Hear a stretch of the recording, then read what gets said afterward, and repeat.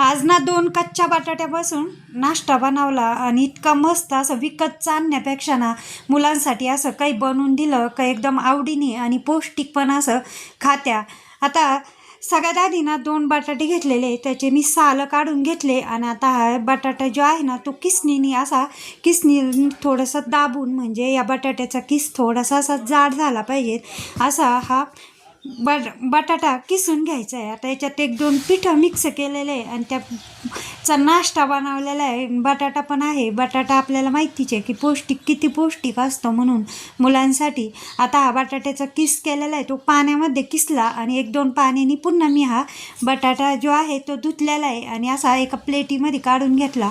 इकडे 1 मूठ कोथिंबीर कापून घेतलेली आहे. आता एक वाटण बनवायचं आहे, त्यासाठी मी आल्याचा तुकडा, 1 चमचा जिरे, 1 चमचा धने आणि 5 ते 6 मिरच्या घेतल्या. आता हे वाटण पाणी न घालता असं वाटून घेतलेलं आहे. जाडबुडाची कढई घेतली, शक्यतो मी नॉनस्टिकचीच कढई घेतलेली आहे. आता त्यामध्ये ना थोडंसं तेल टाकलेलं आहे. 1 चमचा तेल टाकलं, त्यामध्ये 1 चमचा मोहरी टाकली, ती छान अशी फुलून द्यायची आहे आणि त्यानंतर ती फुलली की त्यामध्ये 1 चमचा जिरे टाकायचे आहे. अजूनही फुललेली नाही, कारण फोडणी चांगली बसली की नाश्त्याला एकदम छान अशी चव येते. आता याच्यामध्ये 1 चमचा तीळ टाकलेले फोडणीमध्ये तेलामध्ये.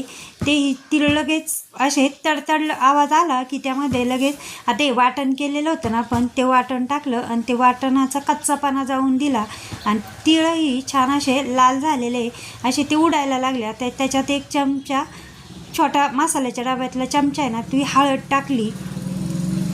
आता इकडं मी बटाट्याचा किस आधीच धुवून ठेवला होता 2 ते 3 पाण्याने, तो पण टाकला.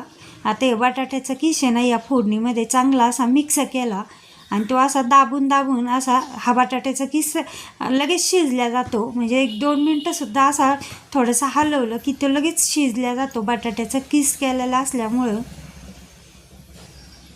असं दाबून मी हा बटाट्याचा किस जो आहे ना तो असा शिजून घेतलेला आहे मसाल्यांमध्ये. आता याच्यामध्ये ना कोथिंबीर टाकलेली, कापून घेतलेली, ती पण याच्यात 1-2 मिनटं शिजून घेतलेली आहे.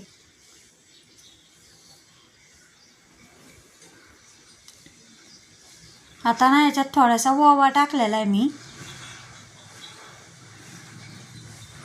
ओव्याने पण पोटदुखीसाठी तर चांगलाच असतो, पण चव छान येते. आणि 1 चिमूट लाल तिखट टाकलेलं आहे.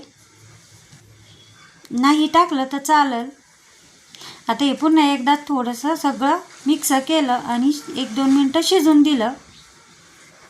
आता नाश्ता बनवायला काय जास्त वेळही लागत नाही आणि जास्त अवघड पण नाही. आता याच्यात ना 1 ते 1.5 ग्लास असं मी पाणी टाकलेलं आहे. आता या पाण्याला उकळी येऊन दिलेली आहे.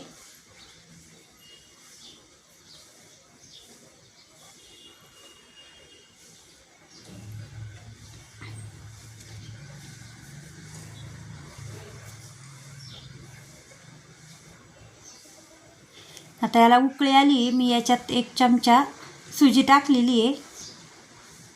तिच्या गाठी होऊ नये म्हणून त्याच्यात लगेच मी हलवलेलं आहे. 1च चमचा टाकली आहे. आता याच्यात 1 निम्मी वाटी जे आहे ना ते तांदळाचं पीठ टाकलेलं आहे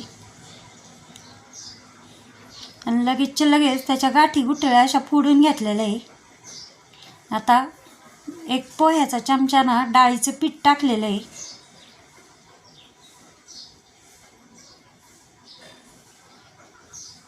आता हे पिठं सगळे व्यवस्थित असे हलवून घेतलेले आहे. त्याच्या गाठी गुठळ्या सगळ्या फोडून घेतलेल्या आहे. साईडला जे पीठ आहे ना ते पण याच्यामध्ये ओढून घेतलं आणि सगळं असं व्यवस्थित असं हलवलेलं आहे. आता हे पीठ जे आहे ते शिजलेलं नाही आहे, तर शिजलेलं कशावरून ओळखायचं. आता त्या हाताला मी पाण्याचा हात घेतला, त्या हाताला पीठ चिटकलं जातं आहे आणि भांड्याला पण खाली कढई जी घेतलेली आहे नॉनस्टिक, तर त्याला पण चिटकलं जातं आहे. आता 1-2 मिनटं ना मी याला शिजून दिलं झाकण ठेवून आणि पुन्हा काढलं तर भांड्याने पीठ सोडलं आहे, हाताला पण चिटकत नाही. आता एक अशी ना ताट घेतली, त्याला तेल चोळलं हाताने आणि जो गोळा आहे ना पिठाचा आहे बघा, इतकं छान असं लगेच लक्षात येतं की हे पीठ जे आहे ते सगळे शिजल्या गेलेले आहे. आणि आता हा गोळा मी असा ताटाला असा थापून घेतलेला आहे. जाडं नाही आणि पातळ नाही, आपण भाकरी जशी बनवतो ना त्या पद्धतीने मी तेवढ्या जाडीचं हे थापून घेतलेलं आहे. आणि आता थंड होऊन दिल्यानंतर मी अशा कट केलेलं आहे, या आवडीनुसार चौकोनी वड्या चौकोनीच केलेल्या आहे मी शक्यतो.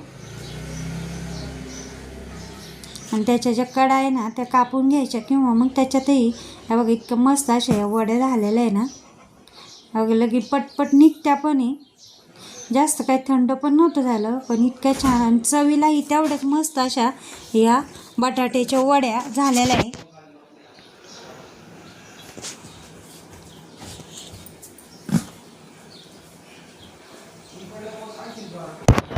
आता मी कढईत तेल आधीच तापायला ठेवलं होतं, म्हणजे वड्या कापण्याआधी, म्हणजे जास्त तापूनही नाही द्यायचं तेल. आणि तेल तापलं, एक वडी टाकून पाहिली तर तेल चांगलं छान असं तापलेलं होतं. मग मी बाकीच्या एका वेळेस ना 5 ते 6 वड्या अशा तळलेल्या आहे, पण अजिबात तेलात विस्कटल्या नाही आहे. इतक्या छान अशा दिसत होत्या ना तळताना. मुलांना ज्यावेळेस या वड्या दिल्या ना बटाट्याच्या वड्या, मुलांनी अगदी आवडीने खाल्ल्या. सॉससोबत किंवा यासोबत एखादी चटणी केली दह्याची ना, त्यासोबतसुद्धा एकदम मस्त असा नाश्ता लागतो. बटाट्याच्या वड्याचा पण म्हणू याला शक्यतो.